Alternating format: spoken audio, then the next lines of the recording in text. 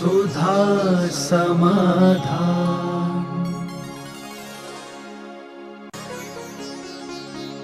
नमोस्तु गुरुदेव, जाप करने में ज्यादा पुण्य है या पूजा करने में? सब चीज का अलग महत्व है।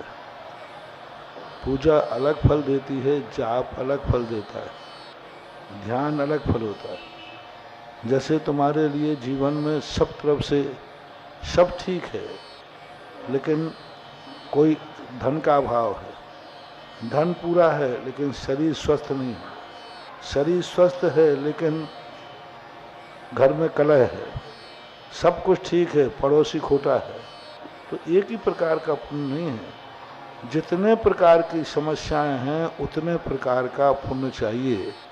इसलिए पूजा के स्थान पर पूजा करो, जाप के स्थान पर जाप करो। एक दूसरे की पूर्ति मत करो कि इससे यह हो जाएगा, इससे हो जाएगा। पानी पीने से प्यास ही बुझेगी, भूख मिटने वाली, और भोजन करने से भूख ही मिटेगी, प्यास बुझने वाली नहीं है। तो जिस चीज से जो है वही करना चाहिए, अन्य नहीं। नमोस्तु गुरुदेव, सुचंगुल, पलटा, सागर आदि जो अलौकिक गणित है, सात की साधना और मोक्ष मार्ग में क्या महत्व है, और सात तत्वों के जानने में क्या ये अलौकिक गणित प्रयोजनभूत है, और यदि है तो कैसे? तत्व है, जो कुछ भी है वो किसी न किसी की पर्याय है। जहर जानने योग्य है, क्यों? वो साधक तो नहीं है, लेकिन जहर इसलिए जानना है कि वो खाने योग्य नहीं है। पल्योपम आदि इसलिए जानना है जिसको जान करके हमें वैराग्य भाव होता है। इतने सागरों पर्यंत तक जीव रहता है फिर भी आकुलता से भरा है। इतने सागरों पर्यंत तक जीव नरकों में पड़ा रहता है। एक दिन नहीं, 2 दिन नहीं, 33 सागर। और सागर कितना बड़ा है? एक छोटा से पाप करने पर 33 सागर की सजा। जेल के कानून की धारा पढ़ने से क्या लाभ है? 302 धारा में ये होता है, इसमें ये होता है, पढ़ने से क्या फायदा है? पढ़ने से ये फायदा है कि जब वो गलत कार्य करने जाएगा तो वो धारा याद आ जाएगी, तो वो पाप से बच जाएगा। जगत काय स्वभाव हुआ संवेग वैराग्यार्थम। इन सब चीजों को पढ़ करके वैराग्य धारण होता है। इतने काल तक हम संसार में भ्रमण करते रहे, एक इंद्री पर्याय इतनी है, 2 इंद्री में इतने गए, नरकों में इतने पड़े, 84 लाख योनियों का वर्णन पढ़ते, 199 कुल कोटि का वर्णन करते ही माथा हिल जाता है, वैराग्य भाव आ जाता है। कुल कोटियां इतने प्रकार के जीव जंतु होते हैं। पूज्यवर वसुनंदी महाराज ने इस बात का प्रश्न उठाया है, धर्म ब्रह्मचारी जी। उन्होंने कहा कि जब हम मूलाचार आप लिख रहे हैं, और मूलाचार में तो हम मोक्ष मार्ग में स्थित हैं, तो हमें मोक्ष मार्ग का रास्ता बताओ, ये नरकों का रास्ता क्यों बता रहे हो? ये नरक का वर्णन क्यों? 1 इंद्री, 2 इंद्री, बाधर, पर्याप्त, सूक्ष्म, इन सबसे हमें क्या लेना था? इनसे तो हम पार। तो उन्होंने कहा इसलिए बता रहे हैं, कहीं भूलकर इस तरफ मुख ना हो जाए। हाँ, ऊपर चढ़ने वाले को नीचे इसलिए दिखाना है कि वहां चूक गए तो नीचे, ऊपर जाने वाले को नीचे तरफ क्यों देखना? इसलिए देखना है कि देख लो तुम इतनी ऊंचाई पर है, यदि थोड़ी असावधान रहे तो गिरोगे तो अस्सी पसली टूट जाएगी। तो ये सब तत्व हैं, आश्रव और बंध तत्व हे तत्व हैं, लेकिन फिर भी उनका ज्ञान है कि नहीं? आश्रव बंध तत्व हे तत्व हैं, फिर भी उन्होंने कहा आश्रव तत्व है, जानो। इसलिए ये लौकिक गणित जो कुछ भी दुनिया में है सब तत्व है, और जो तत्व है वो सब जानने योग्य है, और जो जानने योग्य है वह कहीं ना कहीं से हमें संवेग और वैराग्य का कारण है। नमोस्तु गुरुदेव, सबसे ज्यादा चुनौतियां धर्मात्मा लोगों के सामने आती हैं, और जो धर्म से दूर रहते हैं उनके सामने नहीं आती हैं। ऐसा क्यों होता है? ये आपका सोच है। सफेद कपड़े पर धब्बा जल्दी दिखता है। जो धार्मिक लोग रहते हैं वे दुनिया में जल्दी दिख जाते हैं, तो इसलिए उनके ये सारे भिखारी धार्मिक हैं कि अधार्मिक हैं? तो फिर उनके ऊपर इतनी विपदा है कि रोटी खाने नहीं मिल रही। ये सारे दुनिया के जितने गरीब मजदूर हैं जो शराब पीते हैं, जुआ खेलते हैं, धार्मिक हैं कि अधार्मिक? फिर भी उनकी क्या दशा है? खाने को। धर्मात्माओं के संकट करने वालों की संख्या कम है, पापियों के संकट में फंसने वालों की संख्या ज़्यादा है। आप परसेंटेज मिला लो, धर्म करने वाला कोई मजदूर नहीं मिलेगा, भिखारी नहीं मिलेगा, लेकिन जो अधर्मी है, व्यसनी है, उनमें मजदूर भी मिलते हैं, भिखारी भी मिलते हैं, सब मिलते हैं। गंजेड़े भंगेड़े जो होते हैं ना, सेल्ची स्मैक्सी, ये धर्मात्मा है कि धर्मात्मा? फिर उनके खाने को लाले पड़े हैं, घर में खाने को नहीं है, परिवार में बच्चों को पढ़ाने को नहीं है, दवाई के लिए नहीं है। ये तुम्हारा सोच है, बहुत छोटा।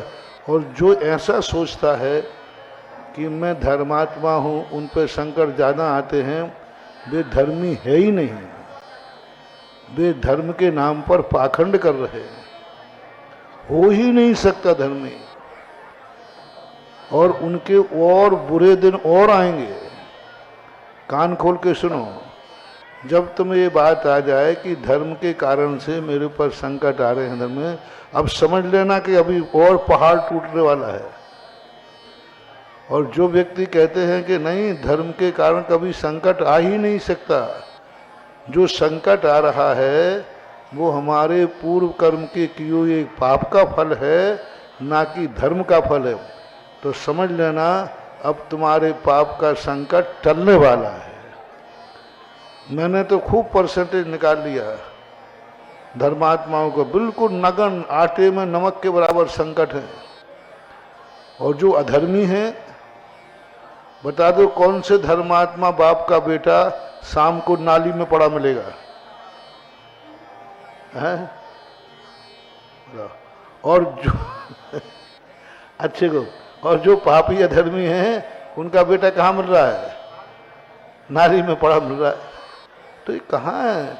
वो तो ये बात है कि सफ़ेद कपड़े पर दाग जल्दी दिखता है, इसलिए लगता है। अब जिनके काले ही कपड़े हैं तो कहते कोई काला कपड़ा है, इसका किसी ने कुछ भी धब्बा नहीं दिख रहा है। अरे दिखेगा क्या, वो खुद ही कालिया है।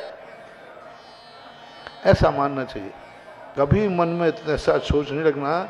धर्म कभी किसी को विपदा नहीं लाता, धर्म तो विपदा को टालता है। जो विपदा आ रही है हमारे पूर्व के किए हुए खोटे कर्म का है। देश्यामी समीचीनम धर्मम कर्म निभरणम संसार दुखता सत्वान यो धरति उत्तमे सुखे। आचार्यों ने कहा है धर्म हमेशा सुख की तरफ ले जाता है। फिर भी धर्म के कारण तुम तो, फिर वही बात है कि आज तुम धर्मात्मा बन गए। थोड़ा अतीत की कहानी उठाई तुम्हारे कैसे काले कारनामे हैं। हाँ, जेल में जाकर के हर व्यक्ति धर्मात्मा बन जाता है। कहाँ जाकर? हाँ, वहाँ सब भगवान का नाम लेते, सब भगवान को नाम लेते, क्योंकि दिन भर कोई काम ही नहीं हुआ। ये स्थिति, ऐसा नहीं। हमेशा धर्म को कोसो मत, धर्म को ये कहो जितना बचा है। एक बेटा था नास्तिक, पिता आस्तिक था। तो एक दिन वो पिता मंदिर गया, हवा चली, उसकी झोपड़ी आधी टूट गई। तो बेटा कहता पापा आपके मंदिर जाने से क्या हुआ, क्या कर लिया भगवान ने, बड़े धर्मात्मा बने रहते हो, देखो ये आधी झोपड़ी उड़ गई। तो बेटा उल्टा मत बोलो, हम मंदिर जाते थे सो आधी बच गई, तू और जाता तो पूरी बच जाती। तो तू और मेरा बेटा है ना, तो इस झोपड़ी के यदि हिस्से होंगे तो दो होंगे, तो तेरे हिस्से की तो उड़ गई, मेरे हिस्से की बच गई। ये है, ऐसा सोचो। जितना तुम्हारे पास अभी सुख है ये धर्म के कारण है। यदि धर्मात्मा नहीं होते तो यह भी नहीं होता, ऐसा मान लीजिए। नमोस्तु गुरुदेव। नवजात शिशु को जब उसकी माँ अपनी गोद में लेती है तो क्या भाव रखने चाहिए? अच्छे भाव से लेना चाहिए। अब जितने तुम्हारे पवित्र भाव कर सके। कुंद कुंद भगवान की माने तो जब बच्चे को होश में संभाला। मंदालसा नाम की एक माता ने जब बच्चे को संभाला तो उसने तो एक ही बात की कि ये मैं आज नग्न मुद्रा देख रही हूँ, भावी दिगंबर मुद्रा के रूप में देखा। तो जिस भाव में शुद्धोषि बुद्धोषि निरंजनोषि, हे बालक तू निर्विकार पैदा हुआ है, जीवन भर निर्विकार ही बने रहना यह माँ का आशीष है। तो उस प्रकार अब रही बात आप लोगों की, आप लोग किस दृष्टि से देखते हैं, हम तो यही कहेंगे कि जब बच्चे का जन्म होता है तो उसको कम से कम 8 वर्ष तक उसके पिताजी के द्वारा प्रतिदिन गंधोदक लाके उसके माथे पर लगाना चाहिए। उसका पिता खुद जावे और खुद भगवान का अभिषेक करे और गंधोदक घर लेके आए, चाहे बेटा हो चाहे बिटिया हो। 8 वर्ष तक कम से कम उसको, बेटे को 8 वर्ष तक गंधोदक देना चाहिए। अपने हाथ से लगावे, अभिषेक करे, गंधोदक लाके बेटे को लगाना चाहिए। बिटिया को जब तक उसकी शादी नहीं हुई तब तक पिता को प्रतिदिन अभिषेक करके अपनी बिटिया को गंधोदक देना चाहिए। और शादी के समय होते ही पिता को ये बोलना चाहिए कि हे कुंवर साहब, आज तक मैंने अपनी बिटिया को जन्म से लेकर आज तक प्रतिदिन मैंने गंधोदक दिया, जो मेरा अधिकार था, जो मेरा कर्तव्य था, आज के बाद यह गंधोदक देने का अधिकार हे कुंवर साहब आपको देता हूँ। ये आदान प्रदान होना चाहिए। जब तक शादी नहीं हुई पिता को नियम से गंधोदक लाके बिटिया को माथे पर लगाना, और शादी के समय यह जो कार्य है इसका प्रदान करके उसके होने वाले पति को देना चाहिए कि अब यह कार्य आपको करना है।